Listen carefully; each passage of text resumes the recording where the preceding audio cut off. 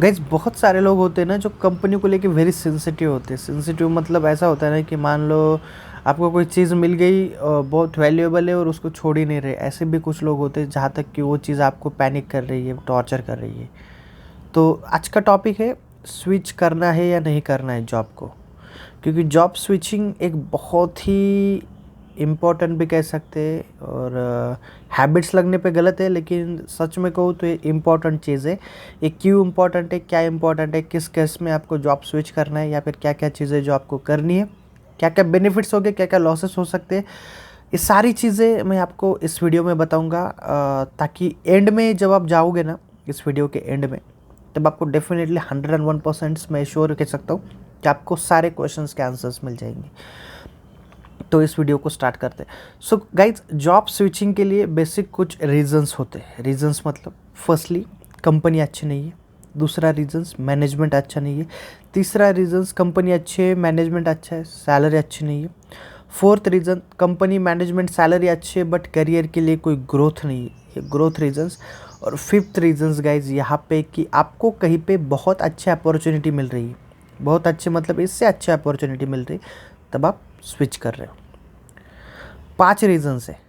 अभी यहाँ पे बहुत सारे लोग हैं ना जिनकी मेंटेलिटी अलग अलग होती है, वो अलग अलग प्लेटफॉर्म्स पे अलग अलग फील्ड्स पे काम करते हैं। तो क्या क्या गलतियाँ करते हैं, क्या क्या चीज़ें जो उनको देखना इम्पोर्टेंट है, करना इम्पोर्टेंट है, ताकि डेफिनेटली कोई रॉकेट साइंस नहीं है, मैं सिंपल सी बातें बता रहा हूँ, ये कोई ऐसी घिसी पिटी बातें नहीं है, एक्सपीरियंस बात है।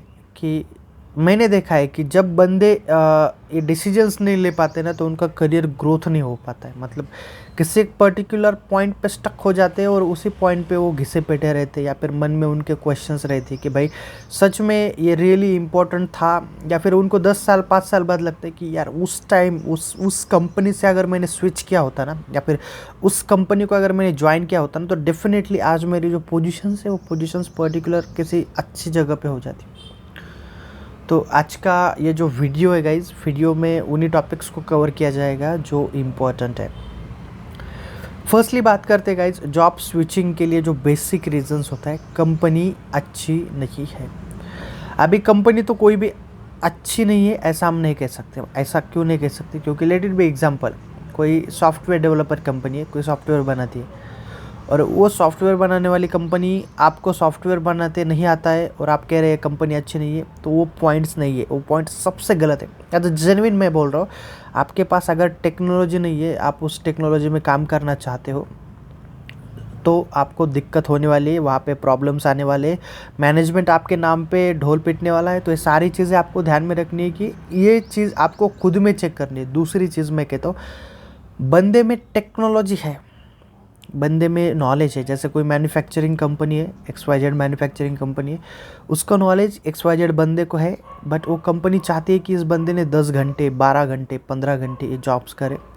तो वहाँ पर भी ये चीज़ें मैंडेटरी है कि आप वो जॉब को स्विच करना चाहिए गाइस। वेरी वेरी इंपॉर्टेंट है, उस जॉब्स को आपको स्विच करना चाहिए। तीसरी कंडीशंस, कंपनी अच्छी नहीं है मतलब ये आती है कि बहुत सारे लोग होते हैं ना, जो मैं इलेक्ट्रॉनिक्स इंजीनियर था और जब मैंने फर्स्ट कंपनी ज्वाइन की थी, मुझे जब कॉल आने के बाद मैंने जस्ट हाँ कह दिया, क्योंकि मेरा फर्स्ट जॉब्स था, मेरा एक्सपीरियंस था, और मैंने उस कंपनी में गया। वहाँ पे जाने के बाद पता चला कि मैकेनिकल कंपनी है, टोटली मैकेनिकल कंपनी है, जहाँ पे सिर्फ मैन्युफैक्चरिंग के अलावा कुछ नहीं होता है। और मुझे असेंबली का काम दिया गया, जहाँ पे मुझे स्टेटर रोटर का, जो मोटर का छोटा पार्ट होता है ना, वो पार्ट असेंबल करना था, स्टेटर और रोटर का। तो यहाँ पर वही काम करना था, और पूरे हाथ ये वो सब काले होते थे। तो बहुत सारे लोग थे ITI के 10वीं के लाइन पे काम करने वाले।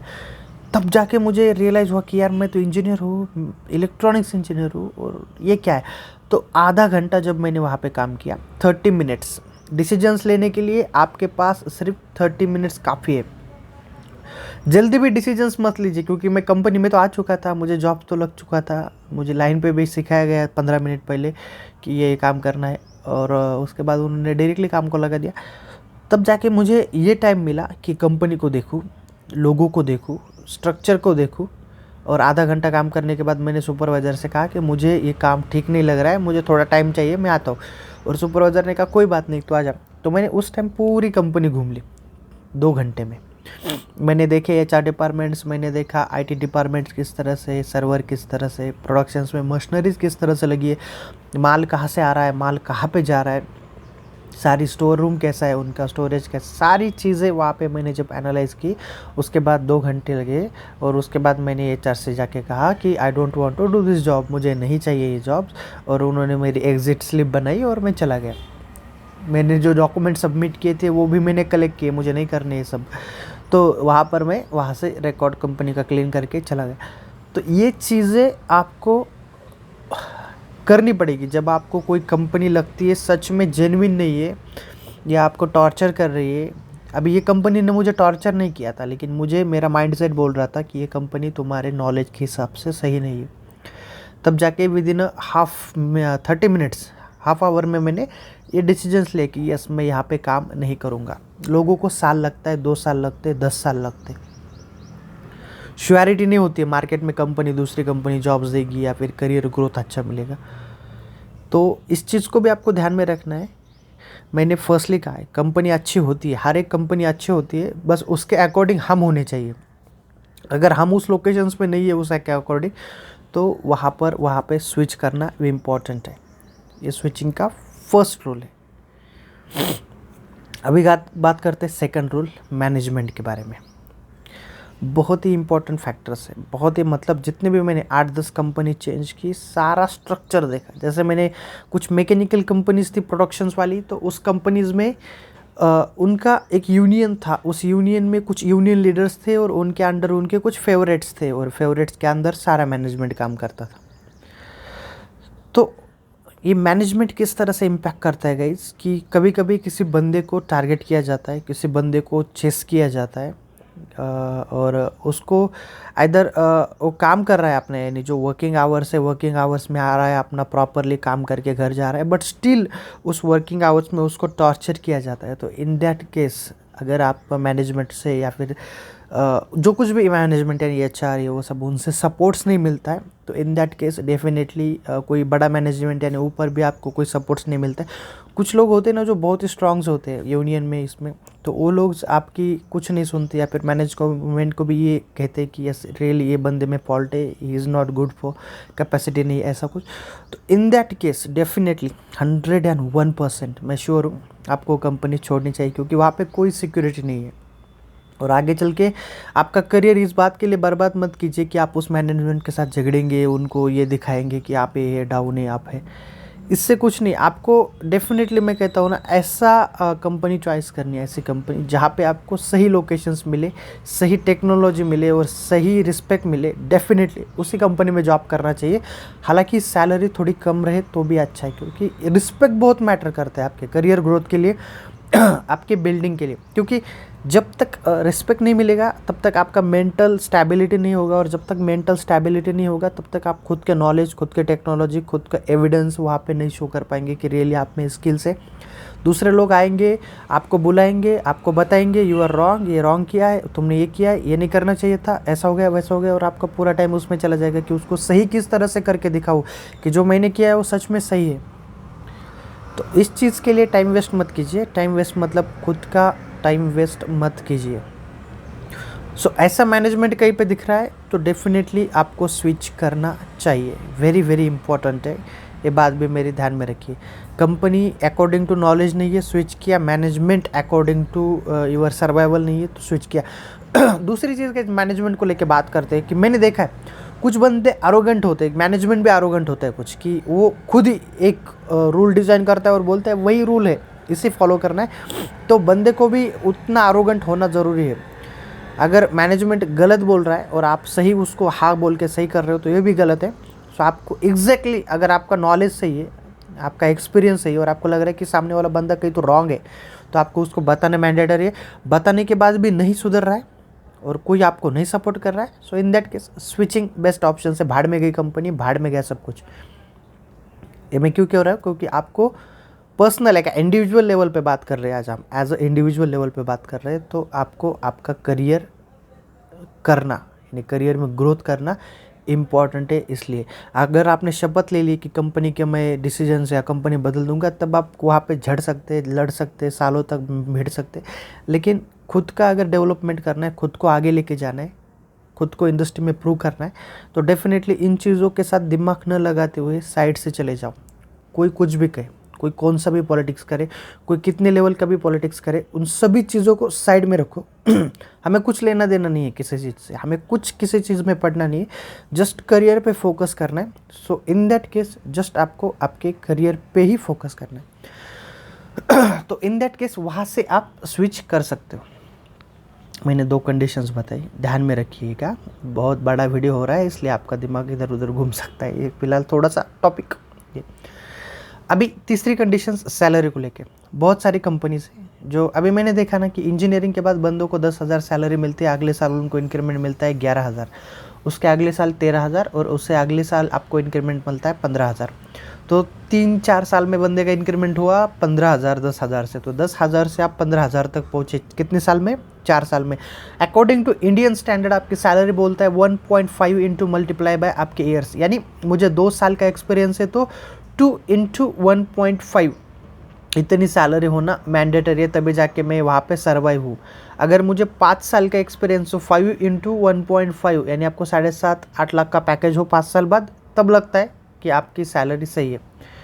उतना पैकेज नहीं मिल रहा है जितना आपका एक्सपीरियंस है, तो डेफिनेटली आपको स्विच करना है। मैं हमेशा कहता हूँ, मैंने अभी बंदे देखे, मैं 2015 में जब ज्वाइन किया था तब मेरी स्टार्टिंग सैलरी थी 8,000, और आज जो फ्रेशर्स ज्वाइन कर रहे हैं उनकी स्टार्टिंग सैलरी, उनको पैकेज कितना मिलता है? 3.2 3.6, जबकि आज लोग पहुंच रहे हैं किसी कोई उस सैलरी में 4 साल बाद।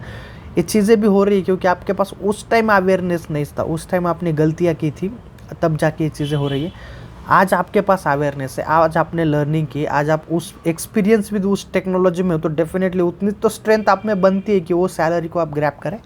तो इस चीज़ को भी मैं डेफिनेटली कहूँगा कि आपको सैलरी को भी यहाँ पे चेक करना है कि आपकी सैलरी सही है नहीं है। बहुत सारे लोग होते हैं जो कंपनी सही होती है, मैनेजमेंट सही होता है, बट सैलरी सही नहीं होती, तो 10 साल 15 साल उसी कंपनी में टाइम वेस्ट कर देते।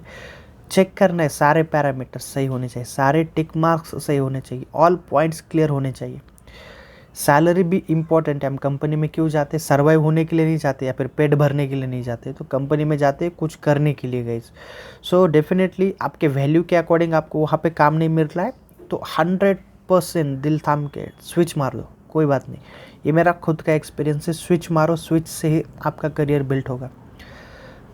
यहाँ पे 4th थिंग स्विच करने के लिए गाइज सभी है, मैनेजमेंट सही है, कंपनी सही है, सैलरी भी सही है, लेकिन किसी कंपनी से बहुत अच्छी अपॉर्चुनिटी आ गई और ये कंपनी लगता है आपको 4 साल बाद भी उतना अपॉर्चुनिटी या ग्रोथ नहीं देंगी, यानी लगभग पकड़ के किसी की सैलरी आज 40,000 है और उस सैलरी पे उसको 50,000 का इंक्रीमेंट होगा और ये कंपनी आपको 80,000 दे रही है अभी इस पॉइंट पे, तो इस कंपनी को डंप करना, डायरेक्टली डंप करना, क्योंकि इतनी अच्छी अपॉर्चुनिटी आपको इस कंपनी में बहुत साल बाद मिल सकती है, वो अपॉर्चुनिटी आपको अभी मिल रही है।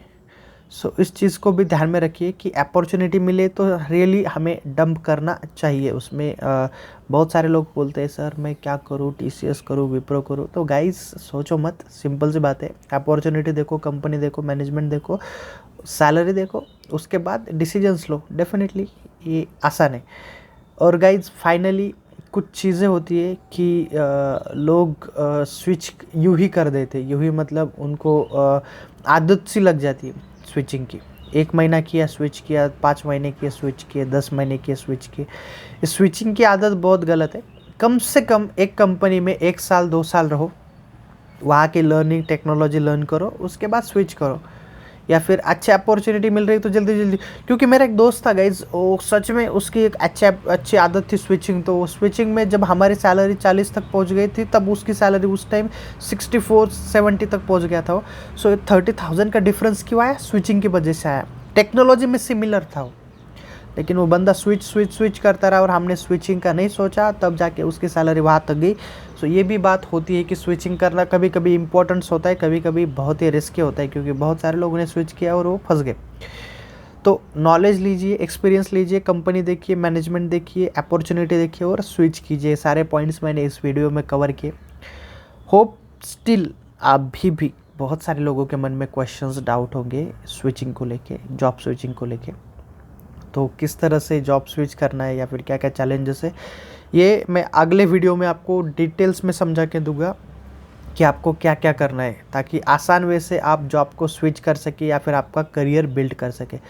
So thank you so much for watching this video guys. ये वीडियो अगर आपको हेल्पफुल लगा हो, ये वीडियो आपको अगर इंपॉर्टेंट लगा हो, तो इसको व्हाट्सएप ग्रुप में शेयर करना ना भूलें आपके दोस्तों के साथ, जो भी आपके लगता है रिलेटिव्स है जिनको ये चीज़ें ज़रूरी है कि उनको स्विचिंग करना चाहिए बट वो नहीं कर रहे, तो ये वीडियो जल्द से जल्द उन तक पहुंचा दीजिए।